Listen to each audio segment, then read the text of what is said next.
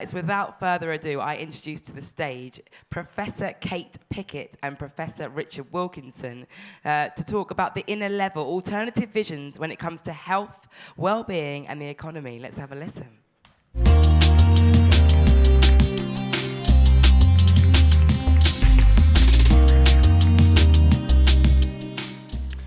Well, thank you. I'm going to start off and Kate will then take over. We've worked for decades on inequality, on the social and psychological effects of inequality, and that's what we want to tell you about now. Before I tell you about our new book that's just been published, I want to remind people of our last one, The Spirit Level, which basically showed that a whole range of health and social problems are worse in more unequal societies, by which I mean societies with bigger income differences between rich and poor. The bigger the gaps are, the worse violence gets, the poorer the maths and literacy scores of school children, the lower the life expectancy, the lower the social cohesion, the less people trust each other. A whole raft of things go wrong. What all those problems have in common is that they're all problems with what we call social gradients. They exist at the top of the social ladder, but they're all more common at the bottom. And it's those problems specifically that get worse with more inequality. The only surprise is they don't just get worse amongst the poor. They get worse amongst the vast majority of us. So even well-off people, like many of yourselves, you would perhaps live a bit longer if you lived in a more equal society, or kids might do a bit better at school. You'd be less likely to be a victim of violence. In that sense, we all do better.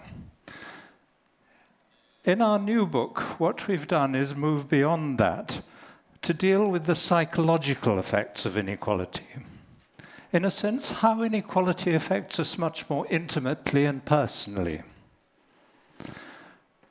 We start off on the psychological consequences of inequality and go on to deal with some of the myths about meritocracy and human nature and so on, which are often regarded as making great inequality inevitable. And then we have some chapters dealing with how we can reduce inequality and at the same time move towards environmental sustainability.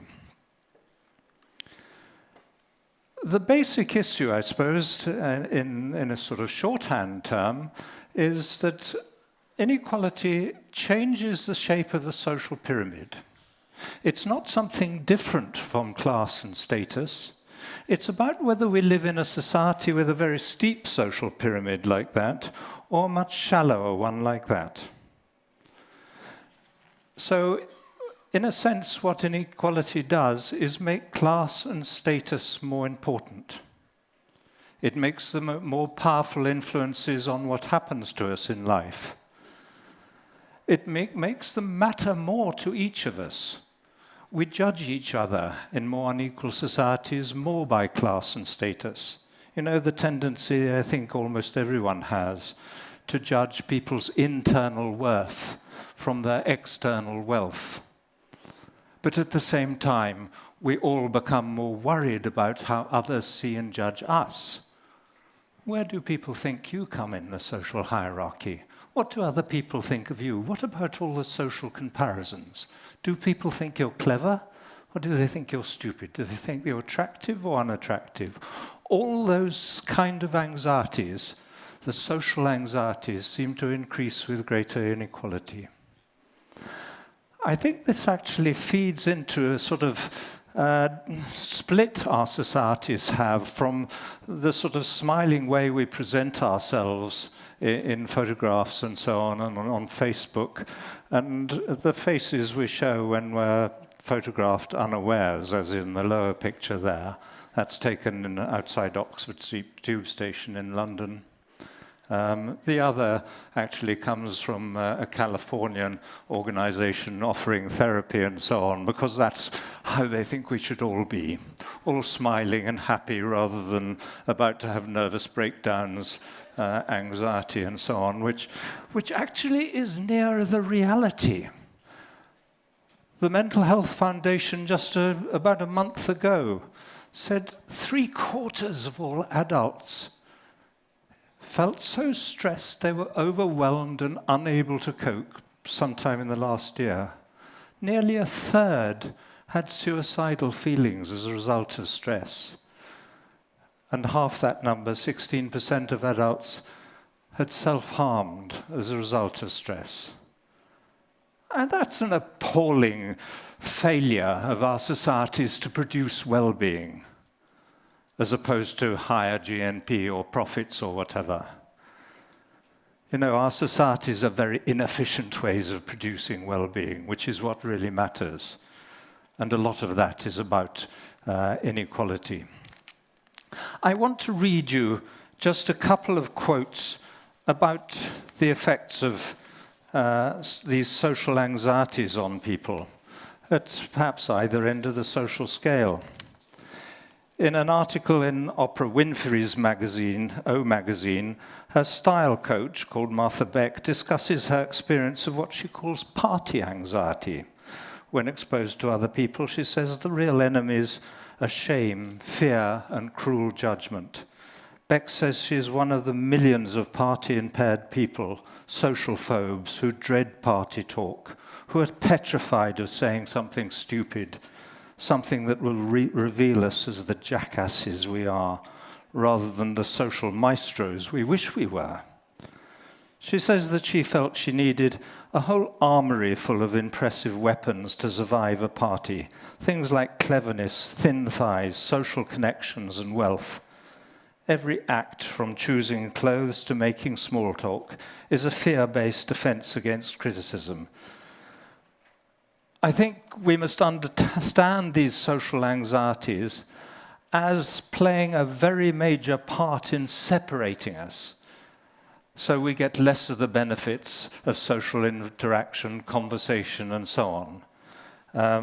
And of course, when those sorts of anxieties get much more extreme, people say things like this. This is taken from something called the Experience Project on the web, 4 people making brief comments.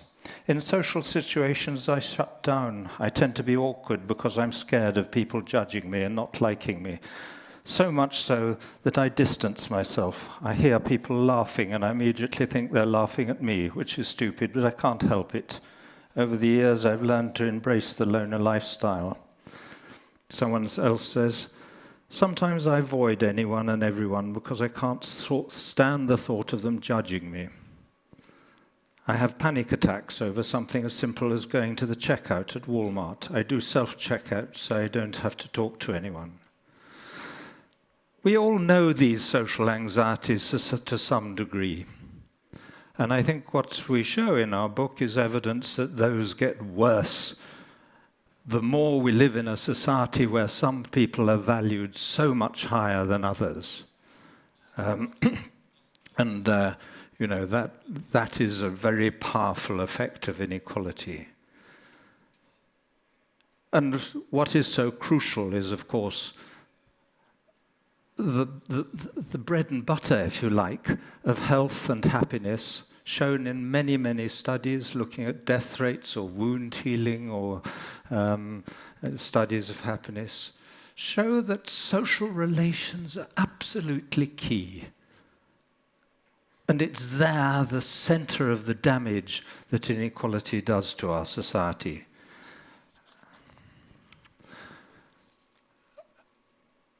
Yes, I was going to do this one. One of the bits of evidence I can show you is this is a graph showing levels of status anxiety, how much you're worried about how people judge you.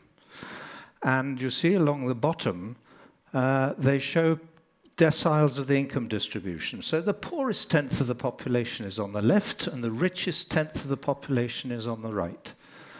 And the most unequal countries is that top line, higher status anxiety all the way across the income scale. Of course, it's higher amongst the poor than the rich, but higher in more unequal societies compared to the more equal ones. And that has numerous effects.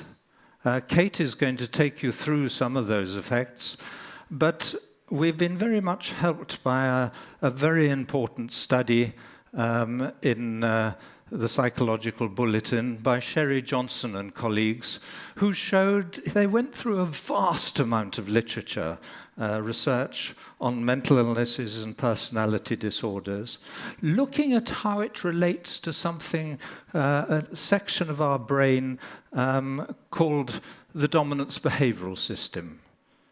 Many animals living in hierarchies, of course, have to know how to deal with face-offs, how to respond to dominance and subordinates and so on.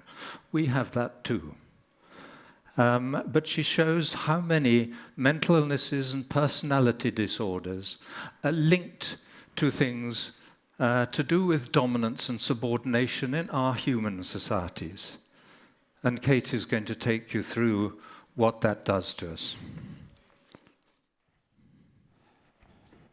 Good afternoon, everybody. I'm about to experience my own anxiety.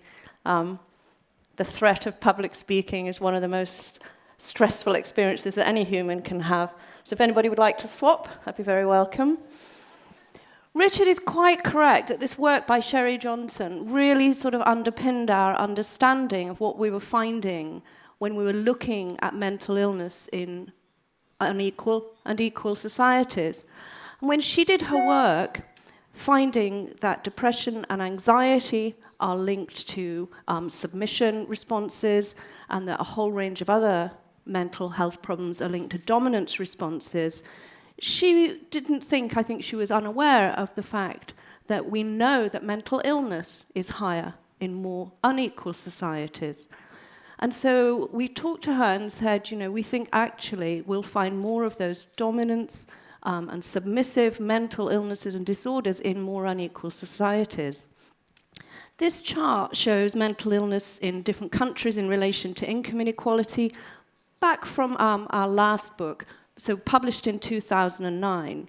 And that's looking at all mental illnesses altogether, and we're 23% of adults in the UK, 26% of adults in the USA, but much lower prevalence of mental illness in more equal societies. And using Sherry Johnson's insights into the dominance behavioral system, we were able to think about the different ways in which people respond to inequality, and to see that actually there are different responses. So that higher prevalence of mental illness is actually composed of many different disorders which are linked to inequality, but in different ways. So the first is this submission response, how we react when we feel threatened by others, when we feel judged, when we feel that the weight of others' judgments on us is too great. We feel low, we feel we can't cope, we feel we can't manage. And Richard pointed out the statistics on how many of us feel we can't cope. And indeed, depression is more common in more equal societies. This is data from US states showing a significantly higher level of depression in the more unequal states. But there's another way that people can respond, and that is through trying to dominate. When you feel threatened, when your status is, anxieties are provoked, that's another way you can respond. And we see that people have more of a tendency to big themselves up, to put on a good face. There's more importance in doing that in a more unequal society. So we find that self-enhancement is higher in more unequal societies. So self-enhancement is a psychological term for what we do when we're all thinking we're better than other people, right? So you probably all know the story about 96% of Americans think they're better drivers than average. Can't happen. It's only 66% of Swedes. Still too many, but much better. All of our schools cannot be better than average, despite what Michael Gove used to tell us. So seeing that more people think they're better than average, tells you something about how a society is looking.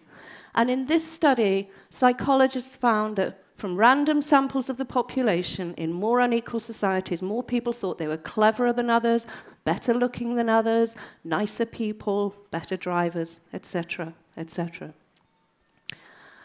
And so you won't be surprised to see that narcissism rises in more unequal societies. This is the rise of narcissism over time, related to the rise of income inequality in the United States.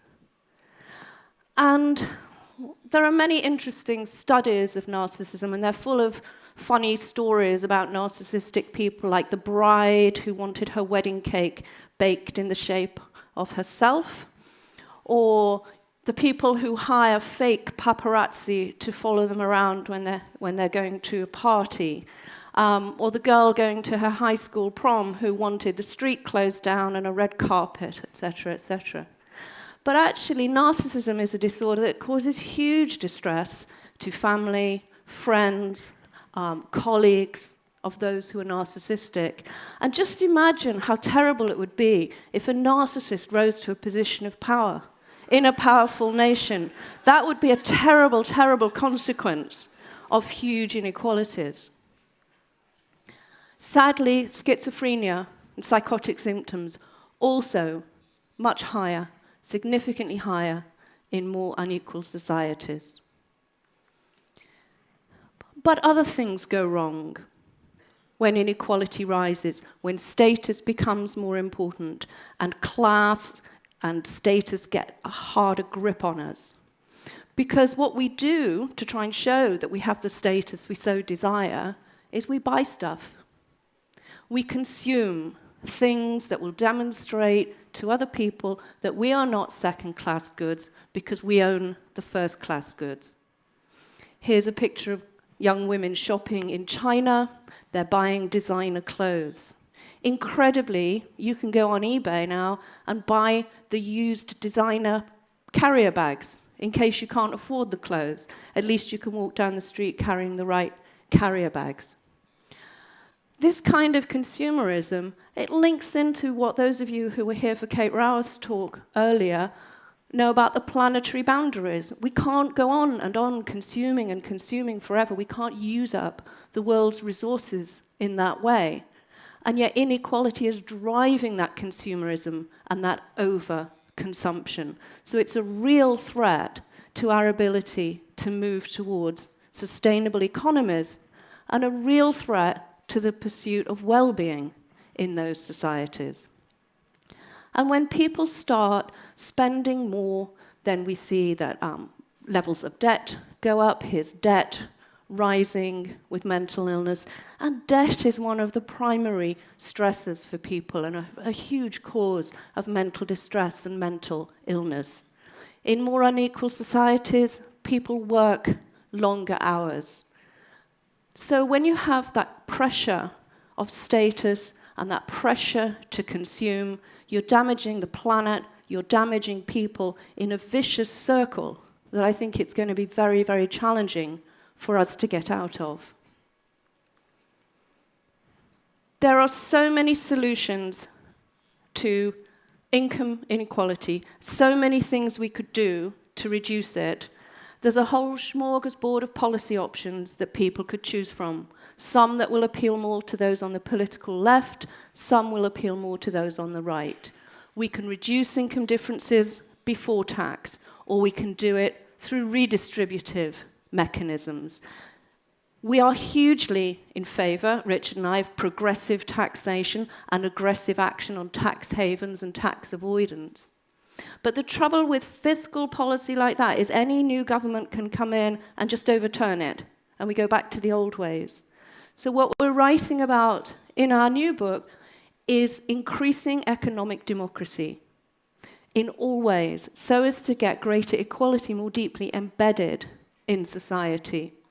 That means everything from stronger trade unions, more employee-owned and cooperative businesses, employee representation on company boards, publishing pay ratios, all of the ways in which we bring more democracy into our institutions where income inequality is created. And if we can make that shift, I think that will be tougher for anybody else to overturn. If you give people rights, it becomes harder to take them away. And I want to end on an optimistic note, because in some ways this has been a rather gloomy presentation, but a friend and colleague of ours, Danny Dorling, has just published an article and a book. He thinks we've reached peak inequality in the UK, and that we will see things change, and that the tide is turning, and that the more people are aware of this kind of science and this kind of knowledge, that empowers us all to think differently about the future and to work collectively for a socially just and more equal future that works for all of us. Thanks.